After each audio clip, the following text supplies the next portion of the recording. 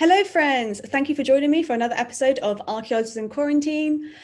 Just before we get into today's episode, please be aware that tomorrow we will also be having another live stream. And don't forget to keep up with the latest, oldest news by hitting that subscribe button. Okay, so today I am joined by Professor Andrew Petersen, who's the Director of Research in Islamic Archaeology at the University of Wales. Hello friends, thank you for joining me for another episode of Archaeologists in Quarantine. Just before we get into today's episode, please Andrew, be aware that tomorrow yes. you have the YouTube link stream open, and don't forget. Do I? Hang on. If you do news by hitting that. I'll just check. Hang on. Okay.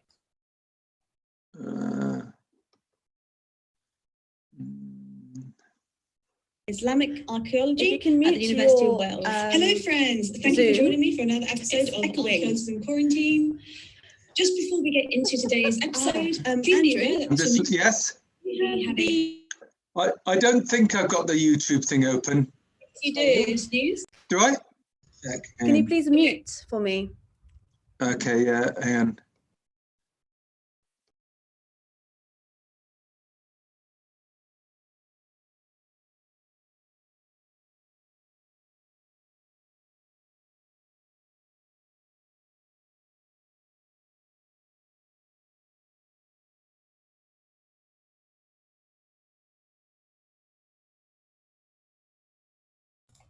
Apologies for that, everybody, but you know how live streaming is sometimes. There's going to be a link open somewhere. It's kind of a nice way to get into today's stream. Good, yeah. Everyone is awake after that, maybe 3-4 times worth of me introducing Andrew. Okay, that's fine. So now everybody knows that we are live. Okay, this is not pre-recorded. Right, yeah, it's good, good. Yeah. Live streaming, Andrew. So well, luckily we're not doing it from Iraq, and there we'd have real problems. I can imagine. Because the internet from there is not that reliable. Yeah. So when did you start, if you could tell when did you decide to specialize in this, Okay, yeah. I know it's a bit of an odd field, the archaeology of the Islamic world, yeah. I suppose really what got me interested is when I was a student, when I was growing up, before I was a student, we lived in Cardiff, and we used to have flats where we had lots of students from the Middle East, and a lot of them were from Iraq, from Libya, from Jordan. And as I was a little boy, I used to talk to all these people, and I got really interested in the Middle East just through actually talking to the people from there, from different places, and I thought I'd like to find out more about this area. So that was one thing. And then I was lucky enough when I studied history at university, but I was lucky enough to be taught by Hugh Kennedy, who's a famous Islamic historian, and it just kind of opened up it's kind of a different world.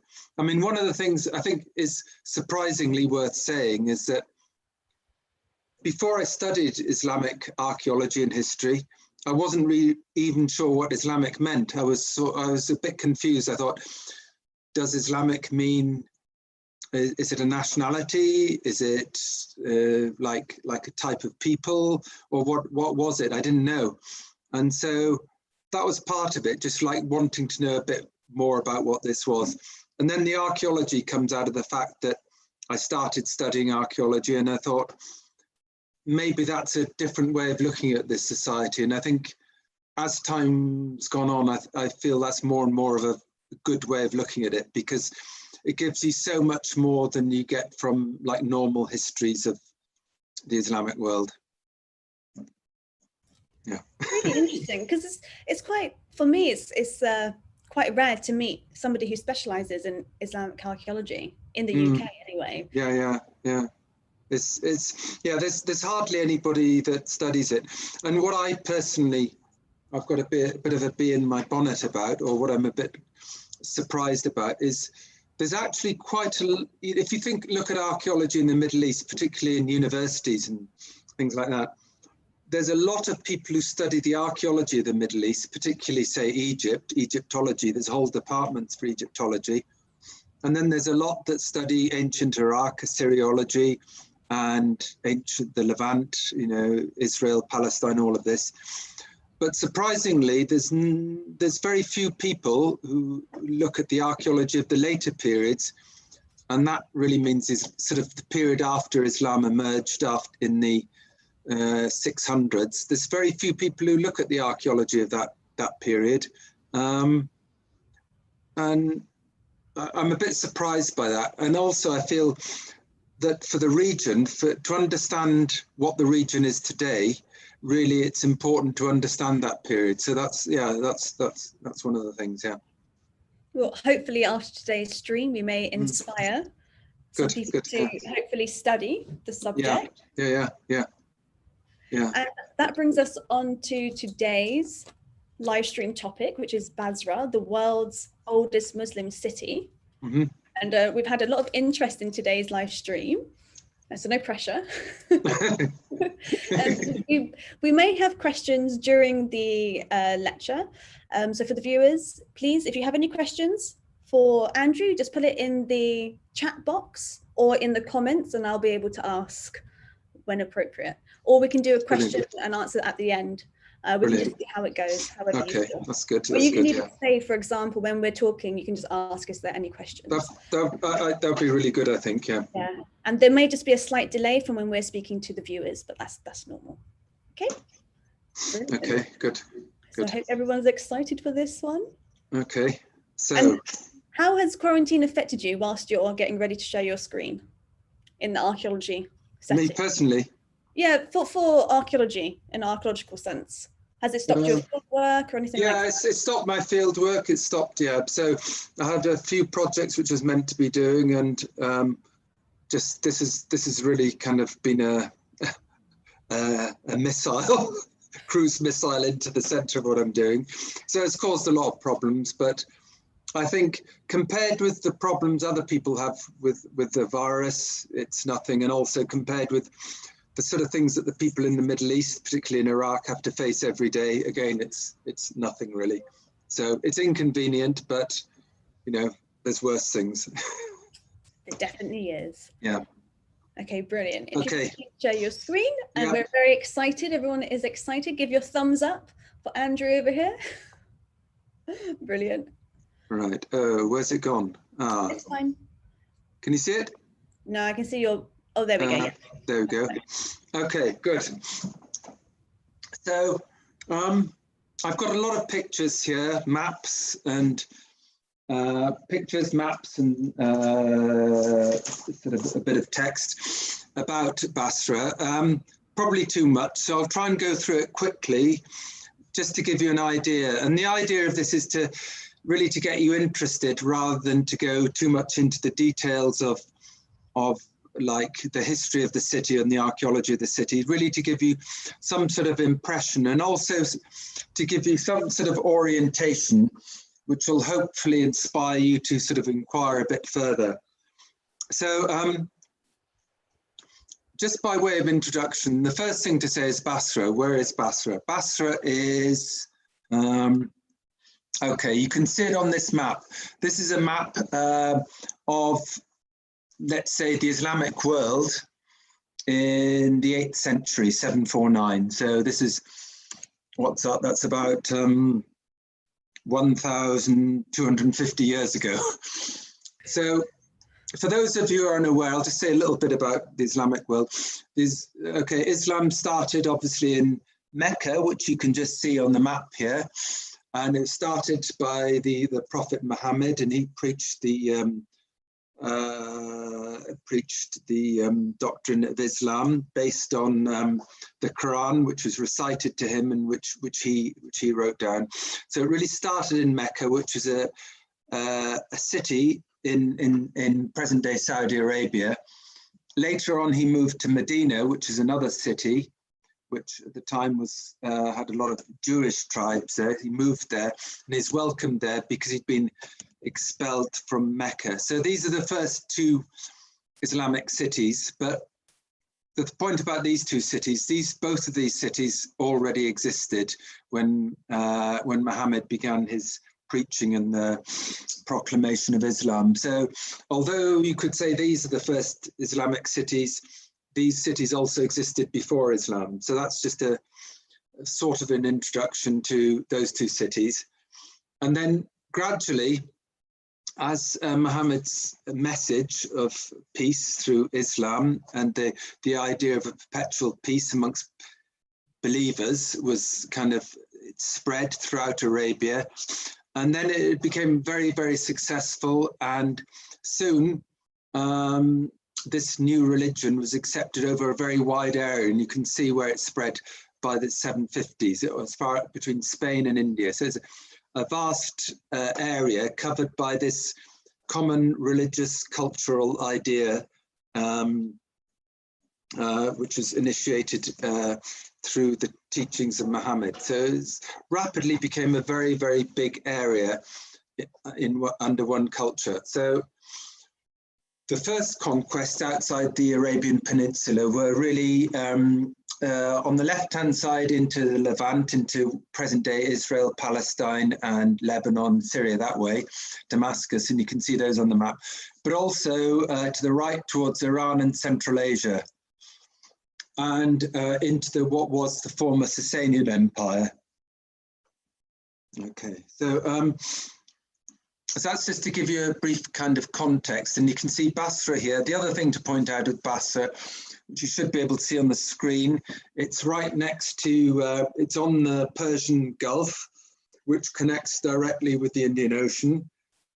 And then through the twin rivers of the Euphrates and Tigris, it was linked to the Mediterranean world. So strategically, or rather in terms of potential trade, is enormously important. And actually, before Basra existed under the Sasanians, this area had also been, there'd been an important port in this area. So it had always been a very important location of connection between the ancient world of the Mediterranean and the ancient world of the Indian Ocean. And so we know, for example, during the Sasanian period that there were merchants from Sumatra in present-day Indonesia within the Sasanian port. So this area, even before Islam, was very important. But what Islam did is it united much bigger areas, effectively the old Byzantine Empire and the old Persian or Sasanian Empire. So suddenly you had all these people connected in part of the same empire, and able to trade over vast distances. So now Basra itself, why and how was it founded? Well, Basra was founded by the Arabs, and we know this from in the year 636. So that's only a few years after the death of Muhammad. So it's a very, very early foundation. It started off as a camp, really a military camp for those Arab tribal armies that were marching off into Iran, Central Asia. And the idea was they used to get tired of going all the way back into Arabia each time, but they didn't really want to live outside Arabia. So they came up with this idea, well, instead of going all the way back, we'll just go back across the Tigris and Euphrates River and have a settlement there where we can rest when we're not on campaign. And so that's really the origins of Basra. And so this is just a map of Iraq and showing the early Islamic cities, and you can see Baghdad, Kufa, Samarra, Wasit, and Basra. So Basra was on, you can see here it's on the confluence, these very, very famous historically important rivers, the Tigris and Euphrates. They meet just north of Basra and combine to form this estuary, which is known as the Shatt al-Arab, and Basra was located there. So it's really, really important in terms of geographically. And the other thing to say is on to the southwest, you get Arabia, obviously the Arabian desert connected with Islam, and on the right, you get Iran, which is generally a country of mountains and high plateaus. So very, very, Basra is really at an intersection of lots of different geographies. And then of course, Iraq in the center, which was an irrigated agriculture. So there's lots of agriculture in Iraq going back for thousands of years. We'll just skip this. Okay, Basra. Okay, we're zooming in now on Basra. So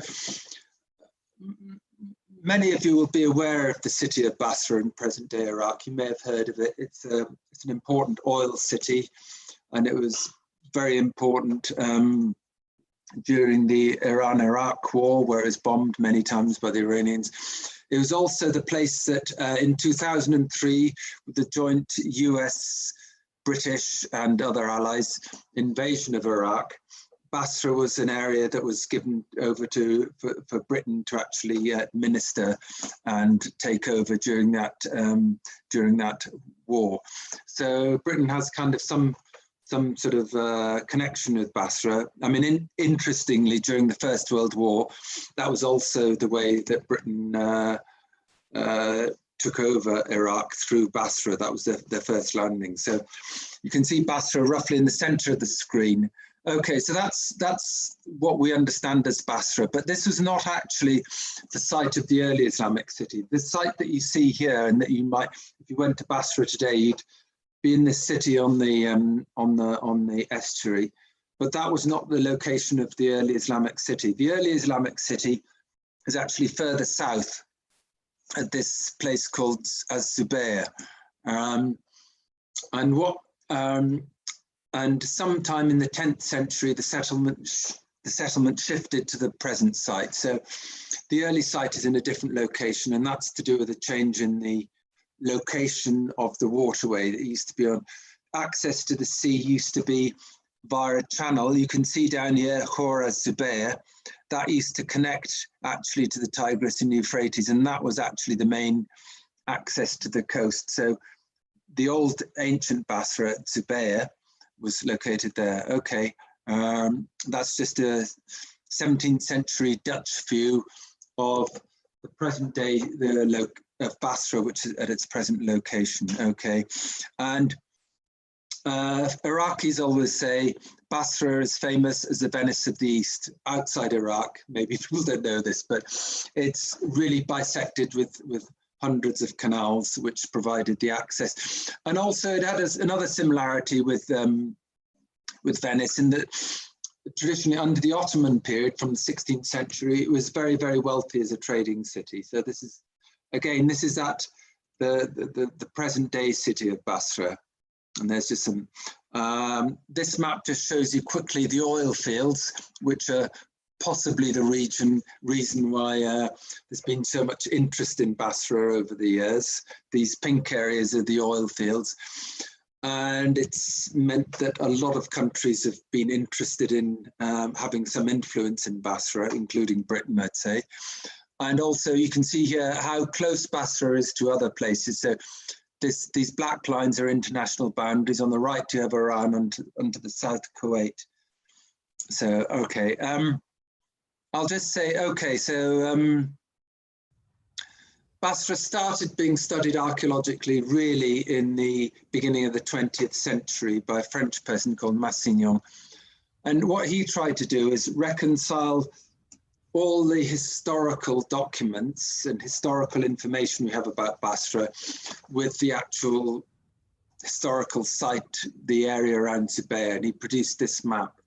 This map, which is a little bit difficult to see, has been the prototype for many other maps produced of Basra. So if you look in most books, most accounts of the archaeology of the region, they'll have a map, something like this, showing what early Islamic Basra looked like in 635 AD. So this is this early settlement.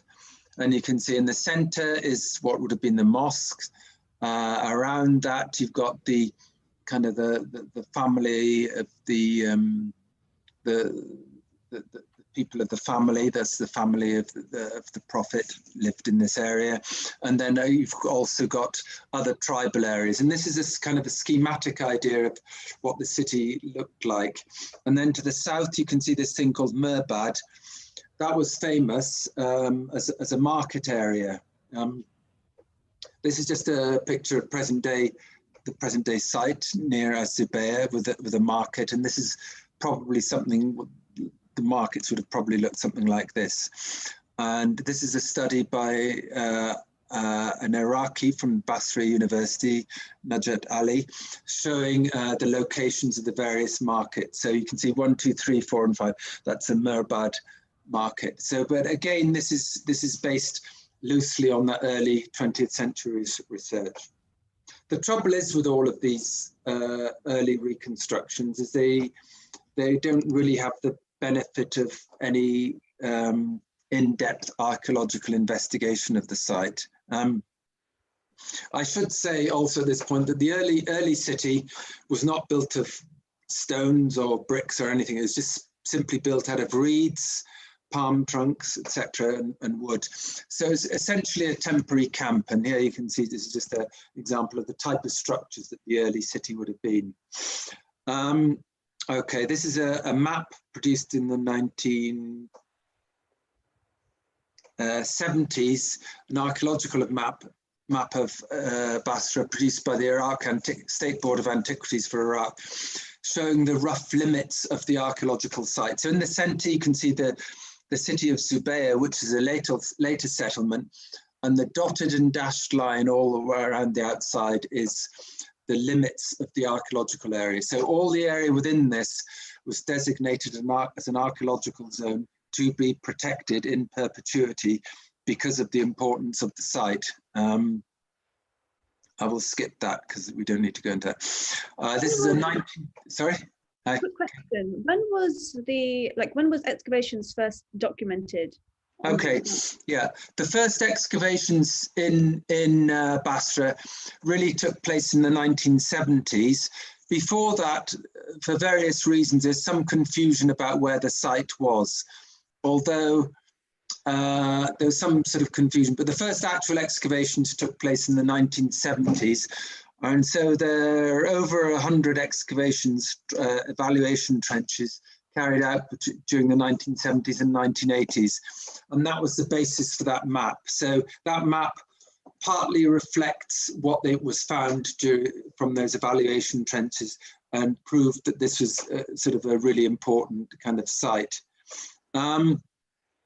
Just to reinforce, because this is the thing that most people don't, even archaeologists and a lot of historians don't really kind of understand about Basra, or is slow to percolate through, which is that, again, you've got Zubayr, which is this modern, well, it's actually an 18th century town in the center, which is on the site of the early Islamic city of Basra. And just on the right screen, you say El Jami, that's the mosque in Basra. And most people believe, and there's a long tradition of this, that this was the mosque of the early Islamic city.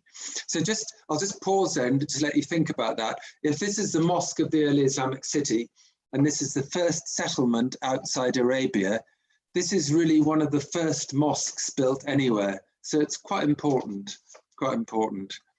Okay, so I'll just skip to survey work and what I was involved in with this with the early Islamic Basra project.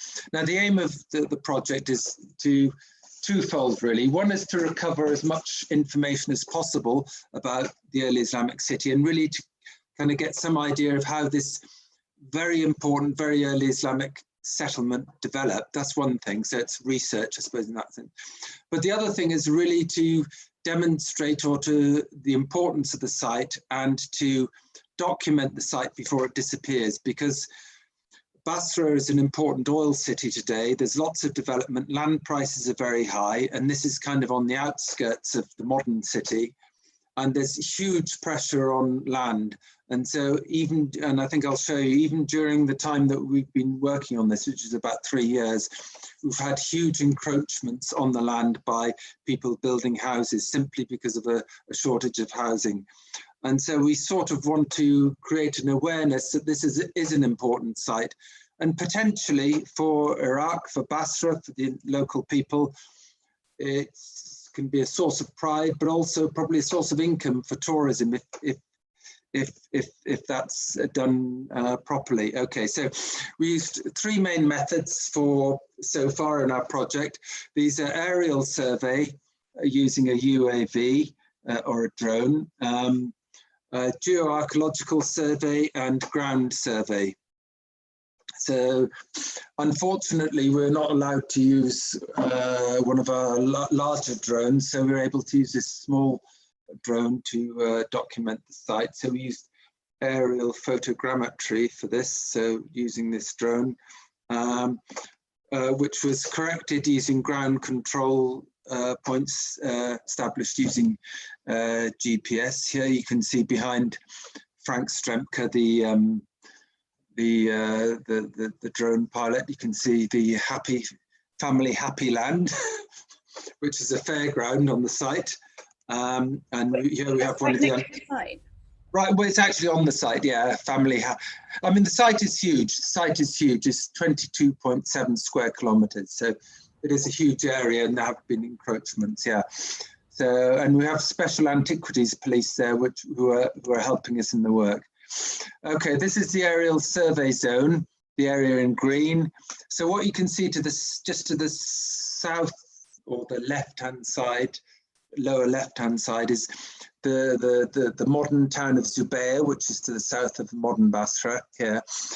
And so we're only allowed to do aerial survey within the uninhabited area. And this area fortunately includes the mosque. It's known as the Mosque of Imam Ali, or the Mosque of Khatwa Ali, the footprint of Ali. So this is this very early mosque, which you can see marked on here. So we did this aerial photogrammetry of this whole area, So this is just one of the photo mosaic maps which we produced, showing again the mosque, which you should see just on the right-hand side of the screen, this very early mosque, a road running through roughly the center, and also you can see various other features. But we also produced digital terrain maps. This is more or less the same view, again showing the mosque, and just to the south of it, a very deep channel, which seems to respect the outline of the mosque, suggesting it's probably later. Okay, now that's the aerial survey. Second element was a geoarchaeological survey with Martin Bates and now Rust Ayubi, an archaeologist. And this is in a sand quarry located just on the outskirts, where we're just looking at the deep stratigraphy, natural stratigraphy of the site, which we could use for checking the cores which we're taking using a sand auger. Here's a sand auger. So this is simply an auger where you dig down into the ground with increasing length and take samples and get an idea of the depth of stratigraphy and also the nature of the site, the build-up of the site. How deep does that one go? I don't know, but I think it could go up to 7 meters. The deepest we got was nearly 6 meters, 5.7 meters. And for anyone who doesn't know, that is like hard work getting that in, because you're literally doing this the whole time. And after a certain point, when you've got impact, depending how the geology is. I mean, in the UK, it's horrible. In what I do. Here it was horrible. I mean, there's some places were okay, but there are other places where we were there for hours and we're basically trying to drill through bricks, fired bricks, and we couldn't get lower than like about a meter or so, and it was really, really difficult. So yeah, they are very difficult. And I had a little go of the drilling, and I left it to the others really to do it, because it was too difficult. But on the other hand, we did get very good results, which I'll say a little bit about. But it's really, I'd say what I liked about it is it's low tech. You know, it's not mechanical. It's just pure human power, and I think that suited the environment very well, because it's sort of a little bit of a harsh environment, and you can't guarantee that you'll be able to get things to work. So yeah, it worked okay, and it got us our results. And this is the drilling or the augering in progress. And this also is useful, gives you an idea of the type of landscape there. So as you can see, I mean, obviously this is a kind of a desert, very hot area. I think Basra is one of the hottest cities on earth, so it does get really, really hot in the summer. The coring we did during April, which was fine, but the aerial survey, just out of interest, we did that in June, and that was incredibly difficult. It was very hot. We had to be doing it, but started about 4:30 in the morning, and just wait until as soon as it's dawn. And by about 7 o'clock, it was way too hot, and the equipment just stopped working. It was incredible. And then we went out again at dusk, but it was challenging. I'm not quite sure how anybody in the past ever managed to live in Basra without air conditioning, but they seem to have, certainly from what we've looked at. I mean, it's really, the heat there is shocking. It is shocking. I wonder how much the climate has changed though in that region. Yeah, well, I think it may have changed quite a lot. The big thing as well is that I think in the past, and I can't really show you this, Basra has been famous for its date palms. And I think there was lots of gardens, and you might see some of this at the end. There are lots of gardens and fields. There's lots of water around. So you could have had kind of quite a nice sort of like almost semi-tropical feel if you have lots of plants growing and lots of water. It would have been humid, but kind of bearable. And as long as you've got shade, I suppose, it would have sort of made it a lot more bearable. Because the other thing I was going to say about this, part of the reason there's nothing growing here, I think, is also salts. Simply because of and this is the drainage of the area. So the salts actually mean that you don't really get any plants here, which makes this a very peculiar landscape, really. It's really really very much a man-made landscape. And you can see dotted over bits of fired brick. Okay, so these are our geoarchaeological surveys. We looked at the Iraqi excavations from the 1970s up to the 80s, and they've also had a few in the last 10 years or so. So we looked at these and put these on the map and tried to characterize them, looking at the pottery that was there, looking at the size of the excavations, and trying to get an idea of what had actually been found. Because what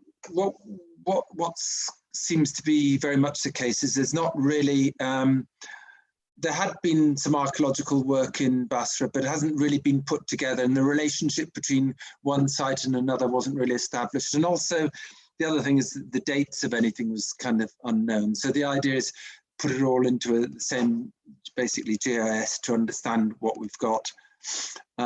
This is an example of typical ceramics from their pottery. So this is what is known as blue, green or turquoise ware, alkaline glazed ware.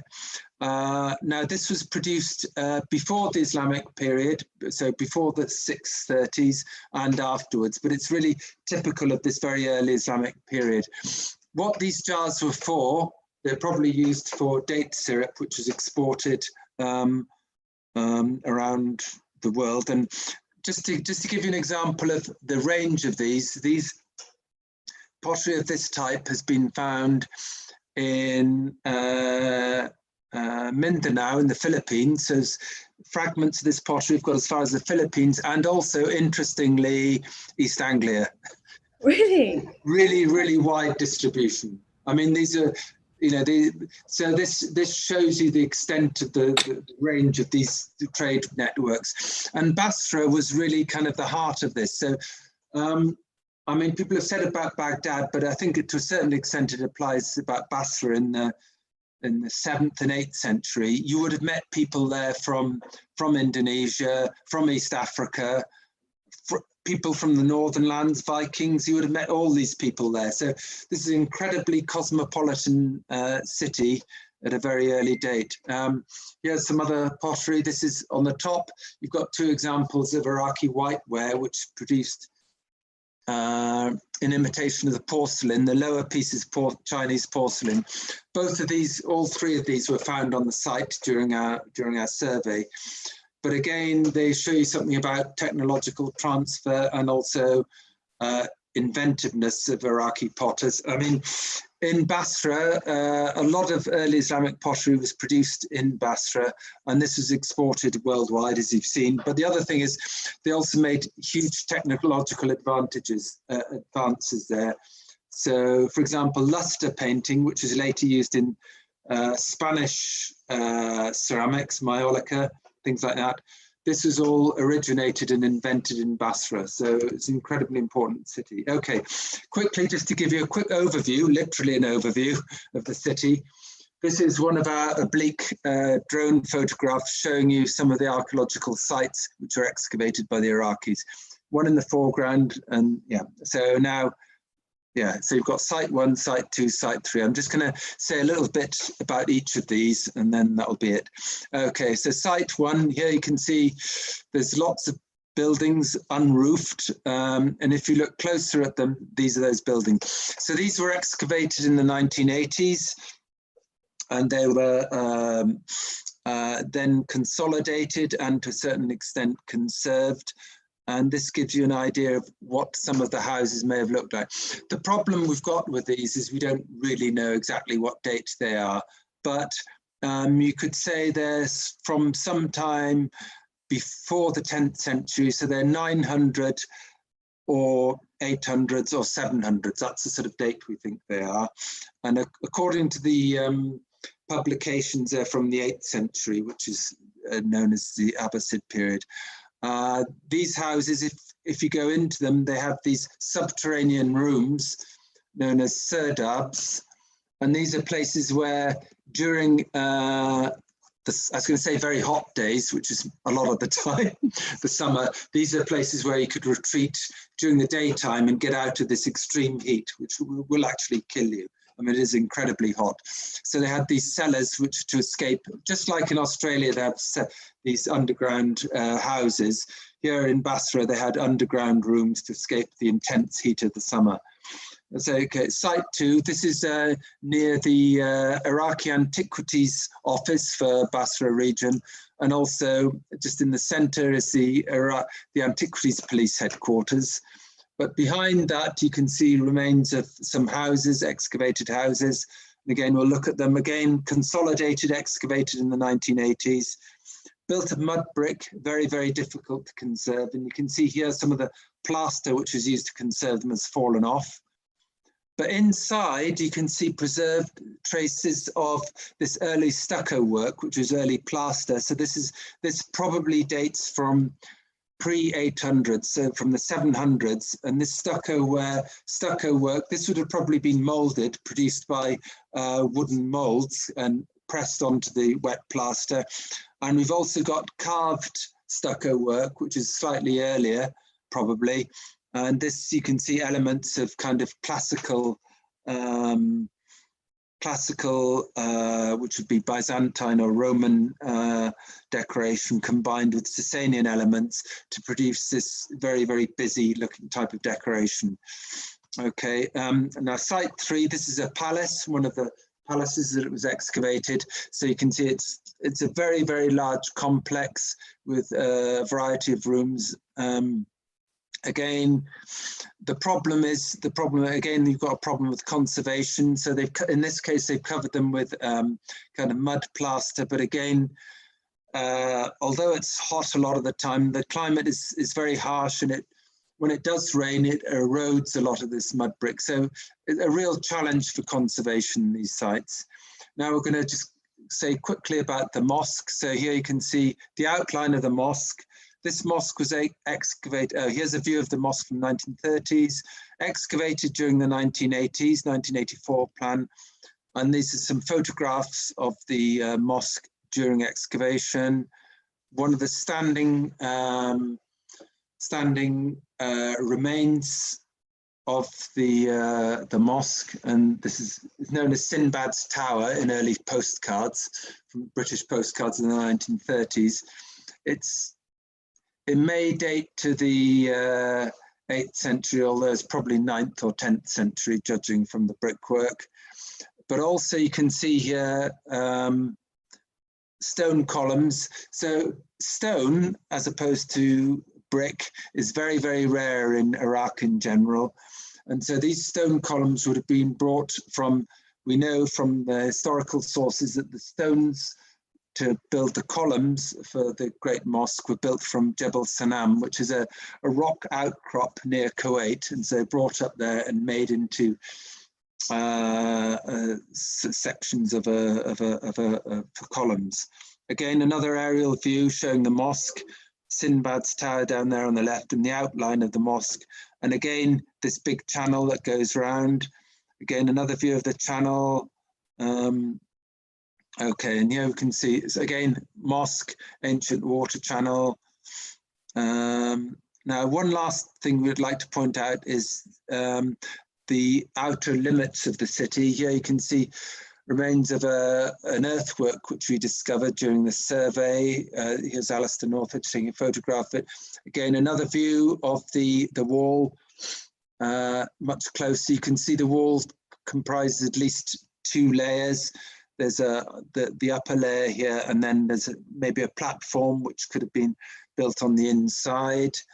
The wall was not built of mud bricks. There may be mud bricks in place, but it's mostly built of what is called pise or rammed earth. So this is mud which is hammered into a mold, and then the wooden rather like modern concrete. Once the mold is once the shuttering is removed, you get the solid, very, very hard, baked by the sun, very, very hard walls produced. And these layers show the different layers of production. So they've been made in layers of approximately 1.5 meters. And also there's a tower you can see just visible here. So the wall would have been supported by these semicircular buttresses.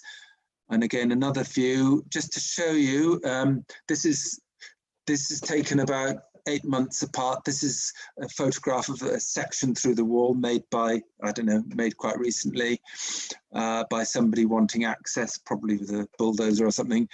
The same place about 8 months later, and you can see the houses are encroaching on this space. And if we're, unfortunately, this wall may soon disappear. So you can see this is already becoming kind of rescue work. Finally, just to show more or less some of the results from the work, you can see this is the wall. The red line is the wall. The modern town of Az-Zubayr, which sits on top of the site, is located in the center. The mosque in green, and then this channel, this yellow channel, which could be like a moat to protect a smaller version of the town, the city, or alternatively could have been supplying water to the mosque. Water is very important within Islamic ritual for washing and all sorts of things. And we know from early sources that they did dig a canal to provide water, so it could have been that. And just to the north, this sort of like white area, if you look very, very closely, you can see traces and lots of fields and canals there. And this was kind of the agricultural zone, which would have been semi-flooded a lot of the time. And this is where you'd have had very luxuriant growth of palm trees, reeds, all sorts of things. So that would have been this lush agricultural area to supply this very, very large population. So the population was huge, covering an area of, let's say, 22.7 kilometers. And the other thing is, I forgot to mention, we've got radiocarbon dates from our cores, and so we found a depth of stratigraphy near the mosque of about 5.5 meters. And our dates for, we've got very interesting dates.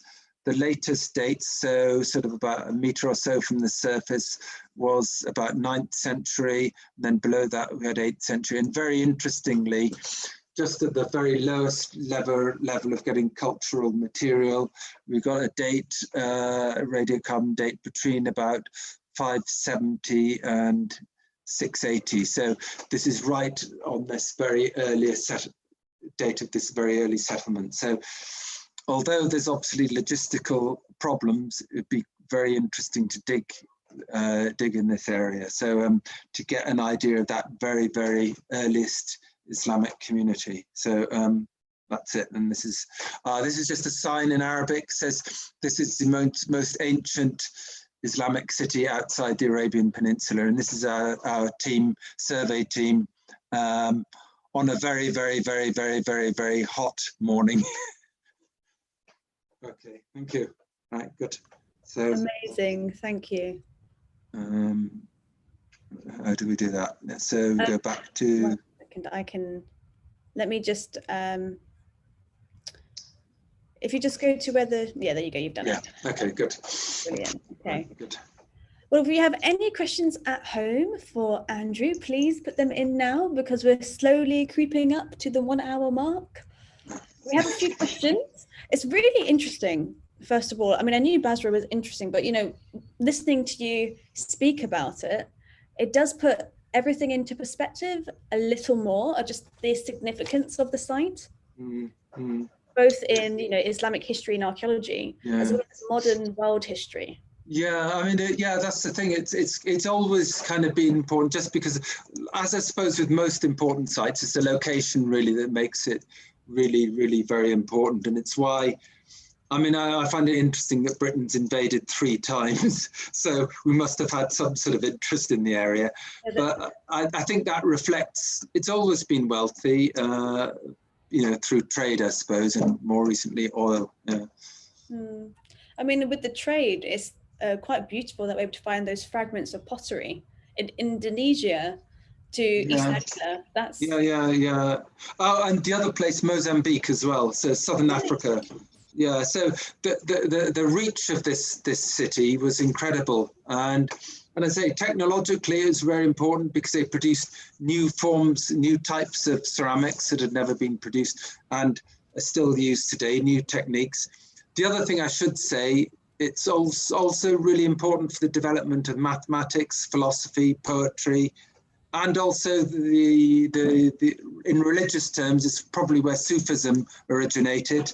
So lots and lots of things happening there, and also lots of different communities. As I said, we had people from all over the place, and in religious terms, we had Christians, lots of different types of Christians, Jews, all sorts, and probably Hindus as well.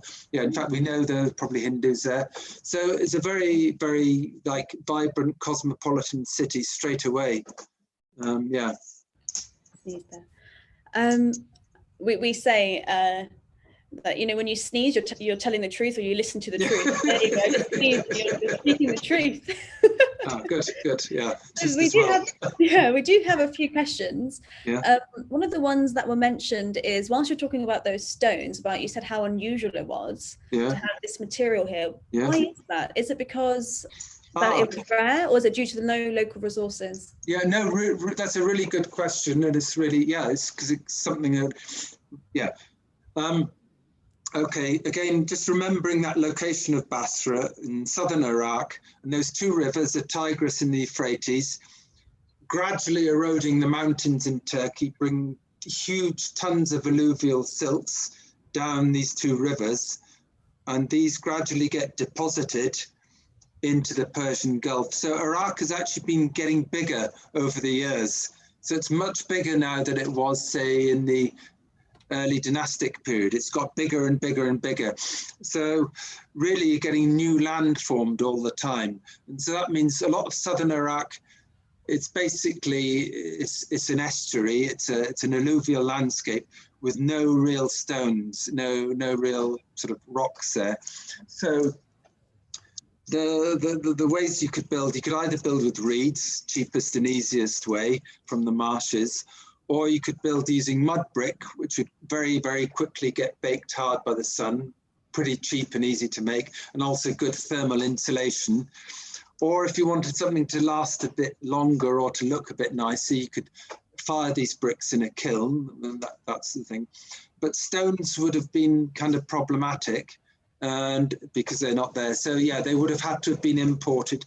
But you'd also have to have a pretty good reason for using them, because really the bricks and the mud bricks would have been useful, would have sufficed for most things. And as I say, they have better insulation quality. So really you wouldn't want them for most things, but what you would want them for is to support the pressure of a very large roof.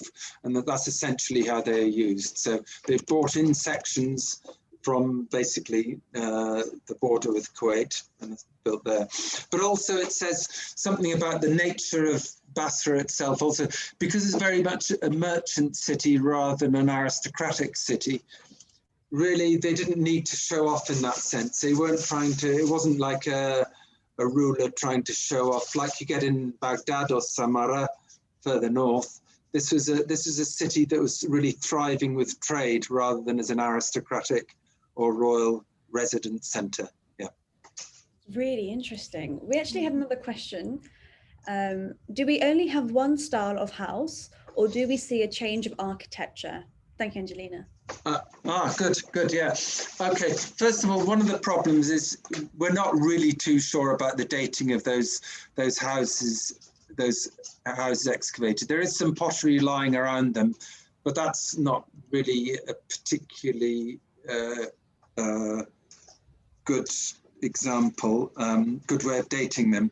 But basically, no, we have small private houses, we have large palaces, plus we have large kind of compounds. The large compounds seem to have been built later and we think they probably date from the 9th or 10th century.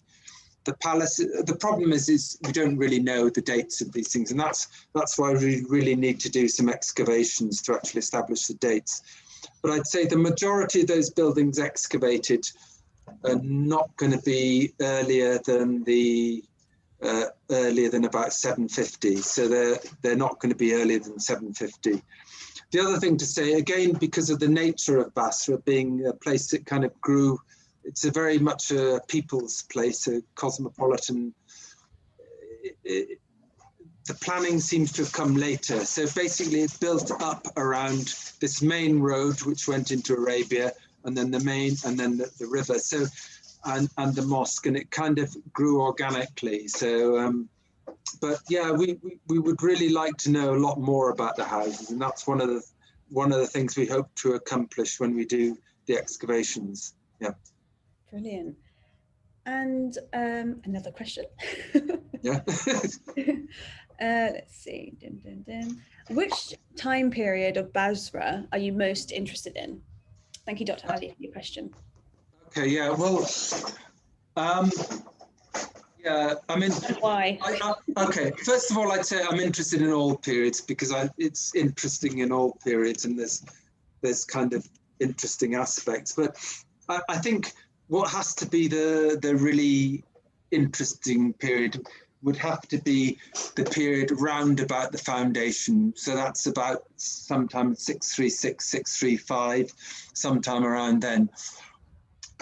Because although we know there were some villages on the site beforehand that were inhabited before, this, as a city, this seems to have really grown up from the 630s. So if we can get some evidence of how people lived at this very, very early period, you're going to start to get ideas of how people lived.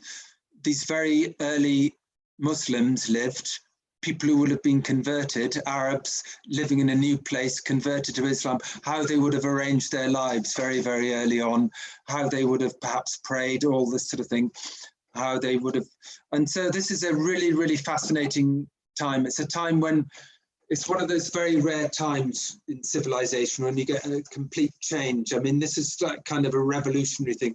I suppose like fairly modern equivalent might have been the time that Russia became communist. It's sort of such a major change, fundamental social change.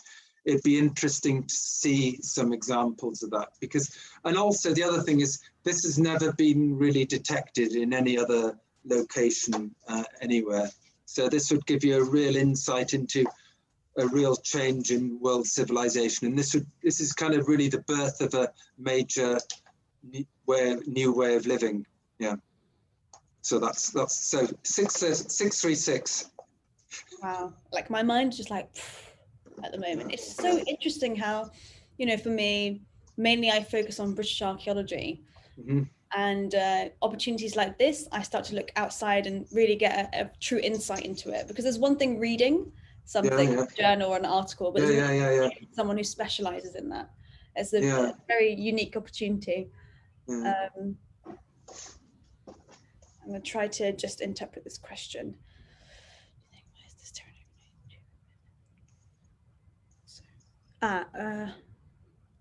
Okay. I think the question, what they mean is, how do you think, or maybe why is the territory between the two rivers, the Tiber and the Euphrates, so important and so rare in a history of humanity? I think that's what they mean. Yeah, no, I do understand that, yeah. Because, yeah, it's basically why is Iraq so important to, because obviously I'm a bit fanatical, I'm very interested in this early Islamic period, but Iraq is really, really famous. It's, you know, it's known, you know, people often talk a bit about it being the cradle of civilization. And I suppose the thing is it's a bit like Egypt, built around the Nile and these annual floods. So it's precocious or very advanced in the development of civilization, but actually I'd say even more so than Egypt. I'm not sure about the exact dates on that, but really you get some of the earliest developments of civilization taking place in Iraq, Mesopotamia, literally the land between two rivers. And that's, I suppose, because what you've got is you've got plentiful water supply from the rivers, and these can also provide transport as well. But they can also provide irrigation, and you've got generally pretty good climate if you want to grow things, because you've got plenty of sun. And also because it's a flat landscape, it's relatively easy to make fields and build irrigation ditches. So with a little bit of modification, you can change this landscape into a very lush landscape where you can kind of produce your own food and have your own shade and live a very nice lifestyle. And of course, the other thing I should mention is that the intersection of the two rivers is a place called Al Qurna, which is really traditionally associated with the Garden of Eden. And so this is really, you know, really has a direct link to ideas of the origins of humanity, and certainly in religious terms. And I think, you know, however you think of that, it's certainly in an allegorical terms, it is a place where, you know, humanity probably first changed from hunter-gathering or ways of living without farming to actual farming, modifying the landscape, modifying plants, and actually kind of living a non-hunter-gatherer lifestyle, a form of civilized life.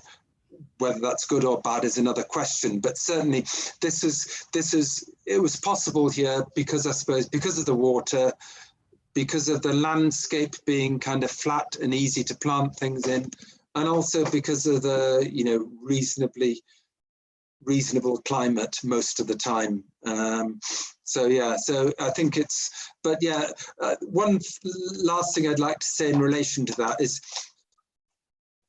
people often talk about Egyptology being, you know, well, Egyptology is very, very famous. Egypt's very famous for its civilization, mostly because its monuments, in my view, mostly because a lot of the monuments are built of stone and because of the mummies, etc., etc. In Iraq, as you've seen, the problem is a lot of things are built of mud brick.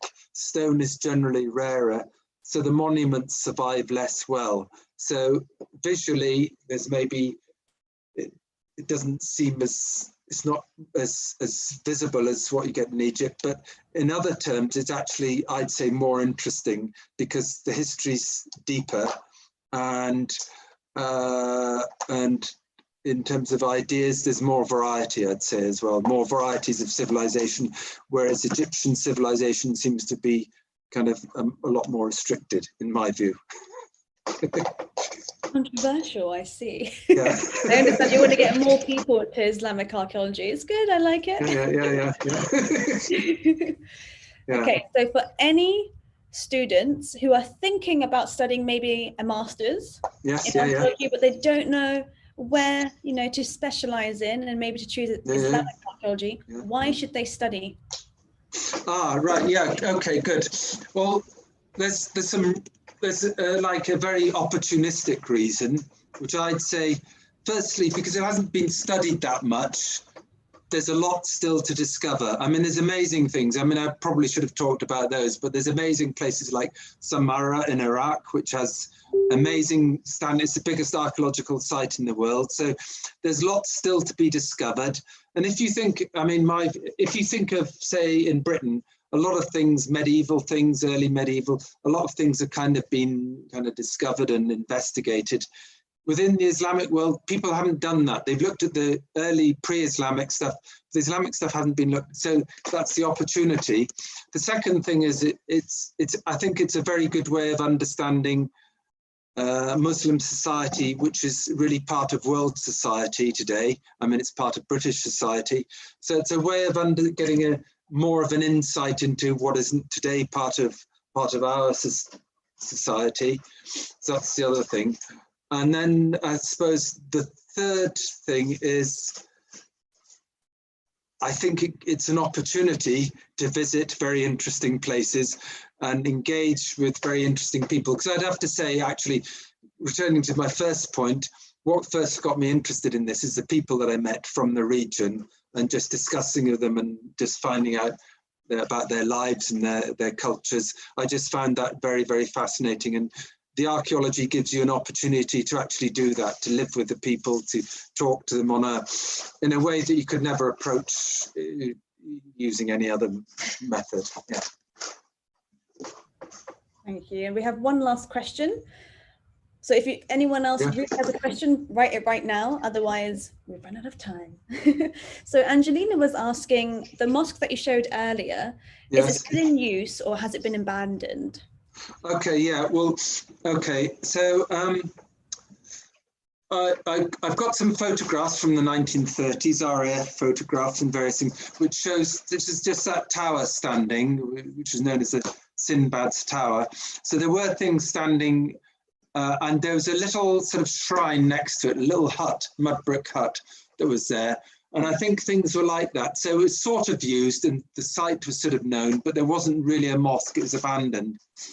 And then really, I'm not quite sure of the date, but probably since the 2003 invasion, sort of like a modern mosque has been built within the site, and that's kind of a modern thing. So the site has kind of been known, revered, and kind of a shrine for since it was built, really, but it kind of fell out of use. And so now there's just this small modern mosque on the site, but the whole area has kind of been enclosed to sort of demarcate the original mosque. Yeah.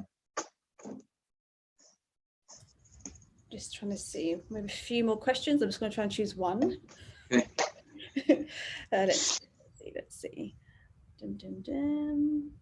But before, it's just so interesting how this area is somehow connected with, civilizations throughout time. Like it's significant in so many different ways, and I can't believe how recent, recently what's going on in our time.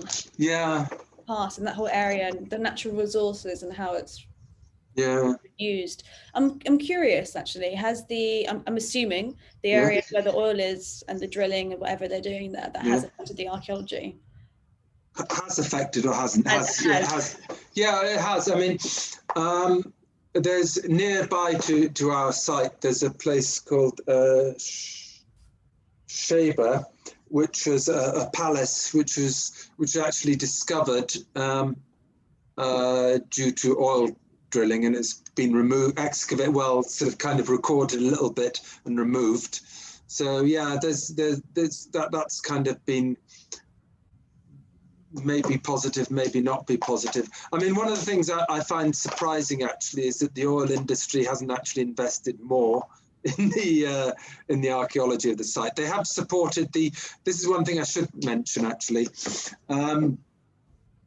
Since 2003, the British Army had the idea of setting up a museum for Basra, and this has kind of been taken forward by Iraqis, and so there is now a Basra museum which has been established as a collaboration between the British Institute for the Study of Iraq and the State Board of Antiquities and Heritage. So there is now within Basra quite a large museum in one of Saddam's former palace in Basra, and so that's kind of that's a developing, ongoing situation, and that's something which is which I think will be very, very useful for the development of that region. I mean, interestingly, Basra really was, under Saddam, it was a little bit neglected in terms of its culture and its heritage, probably because of the sectarian nature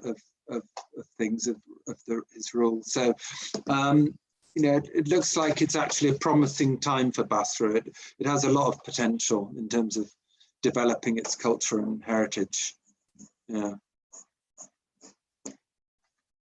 Okay, I think we're going to have to call it there because I think otherwise we'll keep going and going. Yeah. Good. It's been really, really interesting. And a lot of questions that keep popping up, like, you know, what you mentioned earlier about, in the sense of Islamic civilization and the concept of everything changing over time, and especially in the early areas. I'm assuming that by the more excavations you do, the more that you're understanding this area. So it's really all about getting funding to. Yeah, it is. It's simply, and I think, and again, I think we'll understand more. But also, the other thing is, I feel that the work on this period is of more direct relevance to the people who are living in Basra today. I mean, they'll see it as something, and I think in anywhere in the world, what you want to do with heritage archaeology is really get the local people to kind of value it, because if they value it, other people will value it. And that's a question of it's education, it's getting them involved in the process of exploration and excavation. And it's also showing that it's some, I mean, there is a discussion about whether British or people from abroad, particularly, like, say, Western people, should be working in the region at all, you know, whether it's colonial, post-colonial or whatever, whether this is a good idea. But I'd say another perspective that's worth thinking about is that actually, if you live in a region where you have people coming to look at your archaeology, at your heritage, and they think it's interesting, then that makes you value it more. I mean, I'd say, let's say Stonehenge. I mean, I think British people, you feel more reassured if people are coming to look at your heritage from abroad. You think it is actually kind of worth looking at. Whereas if people weren't coming and weren't looking, if you didn't have any tourists, you think, well, maybe it's not really worth looking at. So it's all about kind of a confidence, everybody just realizing that it's kind of worth doing. So I feel my role as somebody from outside Iraq, being involved in the archaeology, is, apart from sort of looking at things and perhaps coordinating some things, is really to help the Iraqis have confidence that what they've got, their heritage, is something really of international significance and something which anybody from around the world should be interested in. I think that perspective is so right, in the sense of, yes, there are ways we can use, you know, just like this, the platform. So you're using, by helping them, honing in the skills to get more, maybe more archaeologists and local archaeologists, and that's great to hear that they are becoming more interested. Yeah. I should just say that's the other thing, which is really worth saying. Okay. You know, the disruption caused by many wars. I mean, Basra was very badly hit in the Iran-Iraq war before, and also with the invasion of Kuwait, it was badly damaged then, and also in 2003. So it's gone through and Iraq as a whole has gone through lots of trouble. And what this has done is really dislocated the educational system, dislocated society. So it means that there is a real shortage of people trained in archaeology, but not just trained in archaeology, just having the stability, the social stability, the resources to actually really be able to support and engage with cultural heritage in this way.